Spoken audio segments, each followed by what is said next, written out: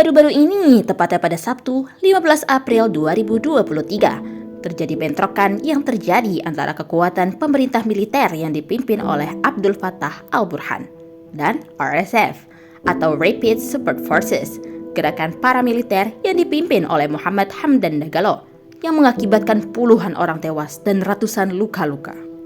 Secara de facto, keduanya merupakan kepala dan wakil kepala negara yang memimpin Sudan setelah kudeta 2021.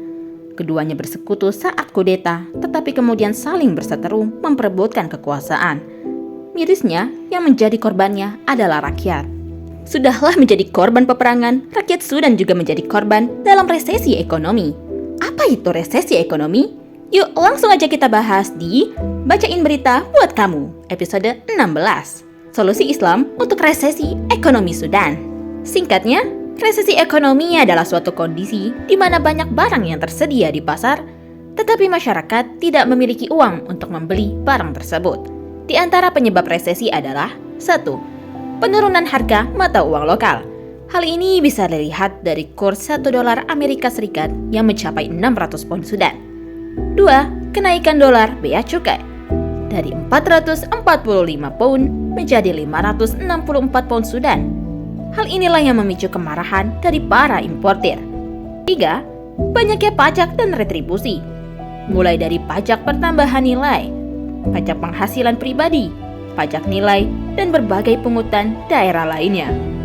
4. Kenaikan harga bahan bakar. Perkara ini menyebabkan kelumpuhan di sektor pengiriman dan transportasi lokal karena tidak mampu membayar premi yang dikenakan kepada mereka. Resesi besar-besaran yang terjadi di Sudan berdampak pada banyak hal. Di antaranya adalah 1. Penutupan 70% pabrik. Sebanyak 5.940 dari total 7.350 pabrik di Sudan telah berhenti beroperasi akibat tingginya biaya produksi dan kurangnya devisa. 2. Penutupan pasar secara total di kawasan tertentu seperti yang terjadi di Sanar, El Obeid, Tambul, dan Al-Qadarif.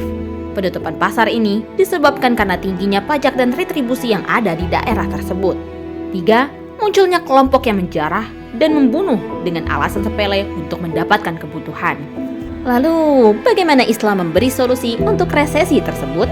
1. Melarang adanya penimbunan. Hal ini perlu dilakukan karena aktivitas penimbunan mampu merugikan khalayak umum.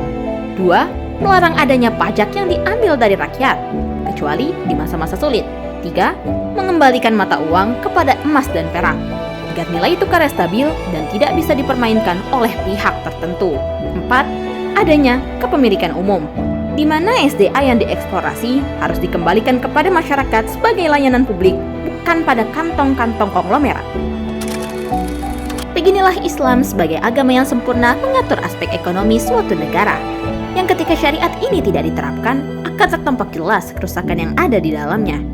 Sebagaimana sabda Rasulullah Shallallahu Alaihi Wasallam, "Wa ma hakamu bighairi ma anzalallah illa fasyafihim al-faqr."